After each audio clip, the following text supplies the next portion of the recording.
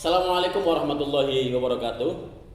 Pemirsa, tamu saya kali ini adalah salah satu tokoh muda Cirebon, orangnya low profile.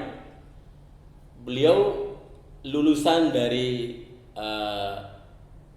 perguruan tinggi di bidang hukum dan kebetulan ternyata satu daerah dengan saya di Gegesik. Beliau adalah Kang Slamet Supriyadi. Bener nggak namanya, bener ya? Slamet Supriyadi. Betul. SL atau Selamet atau Selamet? Selamat. Selamet. SL. Oh, SL langsung. Oh, biasanya kan Selamet. Oh, Selamet berarti ya. Slamet Supriyadi SH MH. SHI atau SHI MH. oh, berarti SHI, pemirsa. SHI Sarjana Hukum Islam. Lulusan YIN kah atau semacamnya? Unisula Semarang. Oh, Unisula Semarang berarti SHI ya, bukan SH biasa. Program hukum syariah. Oh, hukum syariah. Jadi beliau ternyata lulusan SHI Sarjana Hukum Islam di Unisula Semarang. Dan kebetulan beliau hari ini dipercaya oleh Pengurus Sabang Nahdlatul Ulama Kabupaten Cirebon di eranya Kiai Aziz Hakim Seroji dan Kiai Wawan Arwani Amin sebagai ketua LWP. LWP itu apa, Kang? LWP itu Lembaga Wakaf dan Pertanahan Nahdlatul Ulama. Jadi sebuah lembaga departementasi NU yang secara khusus menangani bidang wakaf dan pertanahan milik Badan Hukum Perkumpulan Nahdlatul Ulama. Wakaf dan pertanahan. Nah, ini orang taunya LWP itu wakaf saja, kan? Tidak. Jadi tidak, ya? LWP itu selain mengurusi wakaf milik warga NU, juga dia mengurusi tentang pertanahan. Pertanahan Milik umum ya, dia umum. Untuk Badan Hukum Perkumpulan NU, pengurus ya, dan warga NU secara keseluruhan. Berarti pertama soal wakaf, LWP menangani apa tuh? Apa namanya? Bidang kerjanya apa di bidang wakaf ini? Jadi kalau kita melihat Cirebon itu banyak masjid dan musola ataupun madrasah. Lembaga pendidikan lah ya. Lembaga pendidikan, tempat-tempat ibadah. Itu tentunya adalah tanah-tanah wakaf. Banyak yang wakaf tanahnya ya, tidak hanya cuma milik yayasan tapi wakaf Iya, gitu ya. tanah wakaf yang diserahkan zaman dahulu. Di masa lalu, orang yang mewakafnya sudah tidak ada gitu ya. Tentunya berdasarkan atas cara-cara tradisional. Apa tuh tradisional itu seperti apa itu? Kalau orang dulu kan sistemnya kan hanya kepercayaan. Hanya apa ya? Berarti Lisan. akad lisan saja. Akad lisan. Kemudian dibangunlah tempat ibadah atau madrasah. Nah, sekarang secara legalitas formal atau hukum positif lah ya. Tanah-tanah wakaf itu belum banyak yang memiliki sertifikat. Iya. Kalau kita gerak melihat tempat-tempat ibadah milik NU atau warga NU direbut oleh pihak lain, atau diaku oleh keturunannya gitu ya, atau keluarganya gitu ya, atau amaliyahnya, sebenarnya itu tidak substansi. Yang lebih substansi itu adalah dasar hukum wakafnya itu. Legal formal status wakafnya. Kalau wakafnya benar-benar milik Nahdlatul Ulama, ya, ketika ada pihak lain menempati amaliyah di tempat ibadah tersebut, kita akan dengan mudah ya mengcounter gerakan itu. Tidak hanya bisa mengklaim ini masjid mushola milik NU, apalagi sampai dipasang plang, dipasang jam, tapi dasar legalitas formalnya itu tidak ada. Dan itu yang paling inti ya. Yang paling substansi seperti itu. Kalau tidak ada, biasanya ketika dituntut secara hukum biasanya agak ribet juga ya. Dan itu banyak yang terjadi di keluarga besar NU. Jadi wakaf-wakaf yang ada di masyarakat NU itu masih banyak memakai cara-cara tradisional. Dulu itu biasanya dulu. Kesadaran hukum yang sekarang itu harusnya bisa diambil untuk orang-orang yang memanfaatkan tanah. Nah kebetulan LWPNU itu konsen di bidang hal tersebut. Nah stop dulu sampai situ Kang ya. Jadi intinya LWP itu W-nya adalah wakaf, menangani semua permasalahan wakaf yang ada di keluarga besar NU. Nah sekarang pertanahannya, berarti ternyata tidak hanya ngurusin tanah wakaf, tapi tanah secara keseluruhan. Apa tuh kira-kira wilayah kerjanya? Jadi MOU dan perjanjian antara PBNU dan BPN pada tanggal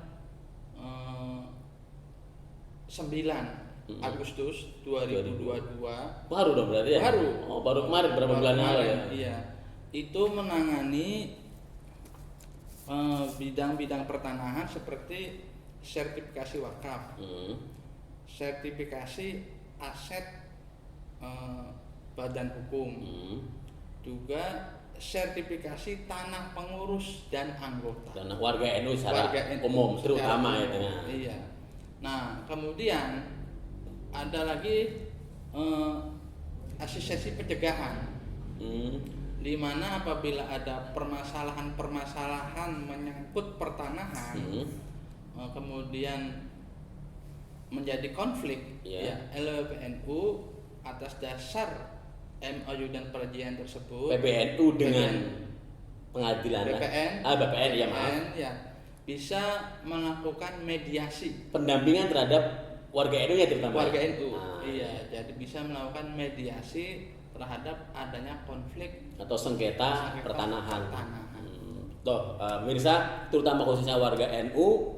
Jadi apabila ada persoalan merasa tanah itu hak sendiri, kemudian terjadi sengketa, legal formalnya ada masalah atau apapun masalahnya, ternyata bisa datang ke LWP.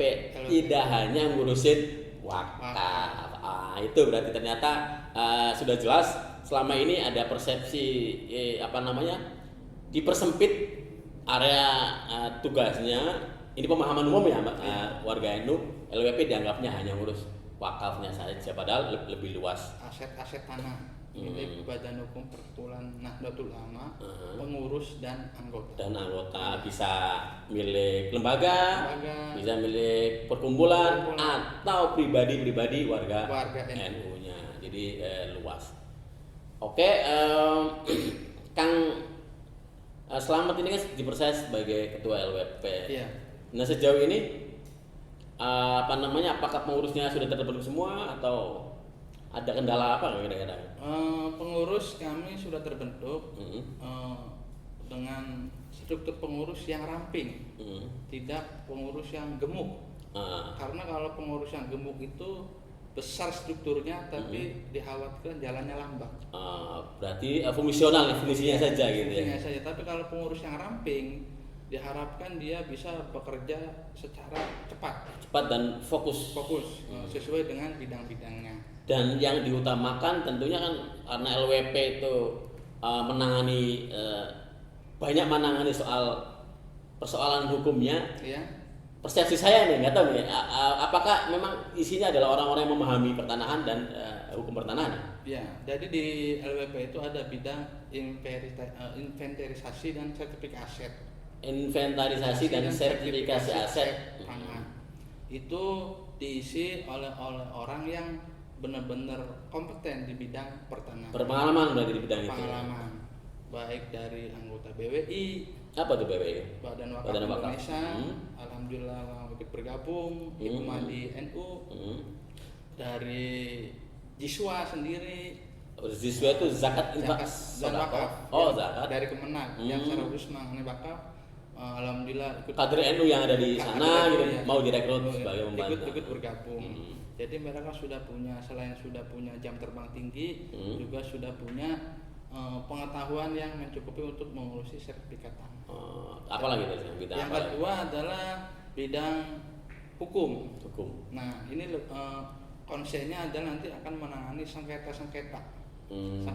wakaf. Jadi sengketa wakaf itu tidak langsung bisa diajukan gugatan ke pengadilan. Pertama, ketika ada konflik atau sengketa, itu pertama diadakan musyawarah. Iya, terutama pihak mana saja musyawarah itu? Ya, pihak penggugat dan tergugat. Biasanya pihak yang berkonflik. Oh iya, biasanya antara kalau lembaga atau yayasan biasanya pengurus yayasannya dengan keluarga yang wakaf dulunya. Iya, gitu. kita memfasilitasi musyawarah untuk damai. Awalnya damai dulu ya sebelum kalau mentok baru ke gitu ya. Kalau musyawarah belum menemui hasil, maka diadakanlah mediasi. Di mediasi ini nanti akan difasilitasi oleh mediator. Jadi kita mediasi. Yang kedua adalah melalui badan arbitrase. Badan arbitrase itu ada di Jakarta. Basyarnas. Apa? Basyarnas. Apa tuh Basyarnas? Badan Arbitrase Nasional yang dibentuk oleh Majelis Ulama Indonesia. Yang menangani apa? Menangani sengketa wakaf ketika mediasi tidak berhasil. Kayaknya tidak familiar tuh istilah lembaga itu ya di masyarakat. Ini semua sudah diatur di Undang-Undang 41 tahun 2004 tentang wakaf. Tahapan itu sudah diatur sudah di aturan itu ya. Setelah di badan arbitrase masih menemukan jalan buntu, maka diajukanlah ke pengadilan. Berarti pengadilan itu terakhir ya. Berarti tahapan terakhir ketika semua sudah mentok atau buntu, maka dibawalah ke pengadilan agar pengadilan lah yang menentukan. Iya. Berarti tahapannya seperti itu. Ini menarik bagi warga NU, terutama yang wakif atau nadir gitu istilahnya ya. Nah ini perlu juga penjelasan nih Kakak Slamet.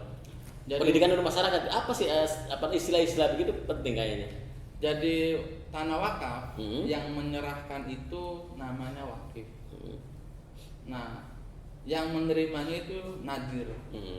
Wakaf ketika diserahkan ke nadir itu harus menentukan peruntukannya. Untuk apa manfaatnya? Peruntukannya harus ditulis dalam akta ikrar wakaf. Harus muncul di akta itu ya. Harus muncul. Nah, apabila pengalihan fungsi wakaf ini, maka ada mengajukan salinan akta ikrar wakaf baru. Berarti tidak boleh itu pemanfaatan tanah wakaf yang tidak sesuai dengan peruntukannya gitu ya. Tujuan awalnya dari orang yang mewakafkan itu. Tidak boleh itu ya. Tidak boleh. Nah, terserah si wakif. Ya. Maunya apa? Maunya untuk manfaat apa? Mau bebas diserahkan. Ada yang istilah bebas gitu ya? Iya, memberikan manfaat. Tidak spesifik bisa ya? Spesifik atau mau dispesifikkan? Bisa gitu ya. Misalnya untuk sekolah-sekolah saja. Sekolah saja. Untuk musola saja gitu kan ya. Atau untuk pendidikan, misalnya untuk ibadah, itu masih umum tuh. Iya. Bisa dimanfaatkan. Oke, untuk pembentukan pengurus sudah final ya sudah semua ya, tinggal rapat kerja ya. Rapat kerja kapan tuh? Tanggal 3 Januari di Rumah Makan Rosso Eco. Berarti sebentar lagi lah ya. Nah, kalau ini pengurusan sudah, kemudian berikutnya kira-kira ke depan ini apa sih persoalannya yang dihadapi oleh warga NU terkait dengan wakaf dan pertanahan? Saya yakin Mas Slamet sudah memotret tuh, sudah menginventarisir persoalan paling banyak yang dialami oleh warga NU terkait dengan wakaf dan pertanahan apa tuh? Jadi secara kelembagaan LWP NU itu memegang 2 program utama. Jadi yang prioritas gitu ya? Prioritas. Pertama adalah sertifikasi aset wakaf.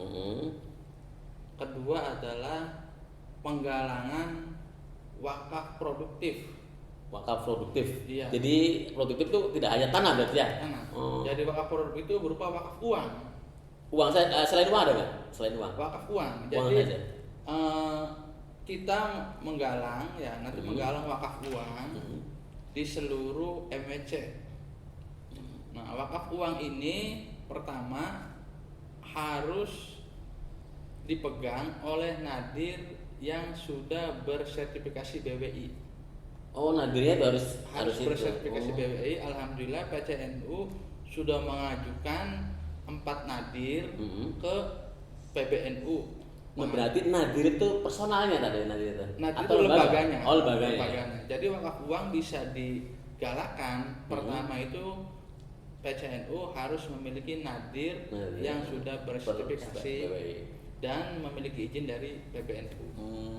Yang kedua, wakaf uang ini, penggalangan wakaf uang ini uangnya harus ditempatkan ke lembaga keuangan penerima wakaf uang atau SPWU secara khusus. Penempatan itu seperti apa? Di rekeningnya atau di rekeningnya? Rekening khusus nih. Iya. Jadi ketika ada orang yang mewakafkan uangnya minimal angka 1 juta, nanti secara otomatis akan keluar sertifikat wakaf uangnya dari lembaga keuangan syariah tersebut. Oh, jadi sedetail itu ya. Sedetail itu. Jadi apa namanya? Ini agar masyarakat percaya gitu. Iya. Jadi wakaf itu tidak hanya cukup bermodal amanah, tapi juga harus dalam praksisnya gitu. Harus benar-benar itu harus bermodalkan profesional. Karena dengan bermodalkan profesional ini wakaf bisa dikelola dan berkembang sehingga bisa memberikan manfaat benar-benar kepada umat. Jadi kuncinya adalah trust, trust itu ya, membangun trust. Berarti, ini masyarakat mungkin belum banyak yang paham. Secara teknis wakaf uang itu dalam hal apa? Misalnya, contohnya misalnya NU. Jadi wakaf itu sebenarnya kan ibadah ghairi mahdhuf. Iya. Ibadah ghairi mahdhuf, masyarakat kita secara tradisional baru memahami bahwa kalau wakaf itu harus berupa tanah. Tentunya kalau orang berwakaf tanah itu orang yang kaya. Kalau punya tanah. Orang kaya. Tentu di sisi lain orang-orang tidak mampu juga ingin beribadah. Bagaimana caranya bisa berwakaf? Sehingga ada solusi yaitu berupa wakaf uang. Yang menarik, wakaf uang ini tidak harus diberikan 1 juta. Berapapun. Jadi misalnya seseorang setiap bulan itu mewakafkan 50.000. Bisa itu ya. Nah, ketika sudah 1 juta diterima oleh lembaga keuangan syariah penerima wakaf uang, maka akan keluar sertifikat wakaf uang itu. Atau juga bisa di tempat-tempat ibadah kita membuka kotak wakaf uang. Bisa. Nah, misalnya begini, Mas Slamet. Misalnya begini, NU mau membangun masjid, kemudian tanahnya belum ada. Nah, ada tanah mau dibeli. Iya. Nah, itu bisa ya, tanah itu dibeli dengan patungan dengan cara tadi bisa. Wakaf uang itu bisa. Ya? Misalnya tanah harganya 100 juta. Iya. Ya. Berapa saja masyarakat yang mau mewakafkan uangnya, berapapun nilainya. Tidak ada batasan minimum. Tidak ada batasan. Nah, setelah terkumpul uang, nanti ada perwakilan dari para jamaah ini menyerahkan ke lembaga keuangan. Jadi tidak satu orang misalnya harus ke lembaga keuangan, bisa dikolektifkan. Kumpul uang 100 juta dari berapa banyak orang, kemudian diwakilkan 1 orang, diserahkanlah ke lembaga keuangan penerima wakaf uang. Nah, kemudian uang itu untuk manfaat pembangunan gedung MCC. Enggak, kalau wakaf itu berarti ke tanahnya atau ke bangunannya berarti? Ke tanahnya bisa, ke bangunannya bisa. Bisa. Tapi prinsipnya wakaf uang itu uangnya harus tetap, tidak boleh digunakan operasional. Iya. Peruntukannya itu sudah pasti gitu untuk apanya. Jadi wakaf uang itu produktif tetap, tidak produktif habis.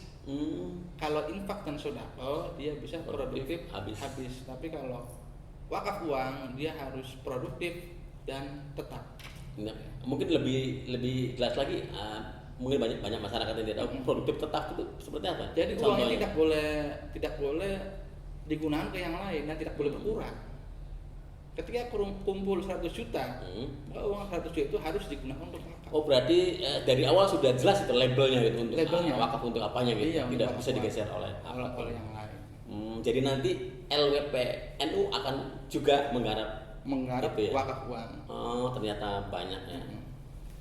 sekarang lagi sedang mengajukan izin ke PPNU sebagai nadir uang di PCNU. Oh, sudah ditempuh ya berarti. Oh, sudah on the road. Iya, tinggal menunggu izinnya turun baru kita akan bergerak. Luar biasa, kita patut apresiasi LWPNU belum dilantik sudah lari lah. Tapi ngomong-ngomong sepertinya di share medsos itu sudah melakukan kerja-kerja nyata sebelum itu apa saja di antaranya? Ya ada beberapa MBC dan ranting yang mengajukan pengurusan sertifikasi wakaf. Ya kami terima dan kami proses. Kemudian tinggal menunggu bagaimana kita bisa membentuk tim kerja bersama dengan BPN. Karena kunci sertifikasi wakaf itu ada di BPN. Nah, kita sedang menempuh komunikasi dengan BPN karena BPN sendiri kan sudah mengadakan MOU bersama dengan BPN. Di setiap tingkatannya untuk bisa menindaklanjuti kerjasama. Oh, jadi lebih mudah pendampingan LWP itu ya? Iya, lebih mudah. Karena sudah ada MOU itu. Jadi selamat Mas. Terima kasih. Selamat, mudah-mudahan sukses dan bisa memberikan manfaat yang luas bagi warga NU dan NU secara khusus. Terima kasih pemirsa, kita sudah berbincang dengan Ketua LWP NU PCNU Kabupaten Cirebon Mas Slamet Supriyadi. Mudah-mudahan bermanfaat. Wallahul muwaffiq ila aqwamit thoriq. Wassalamualaikum warahmatullahi wabarakatuh.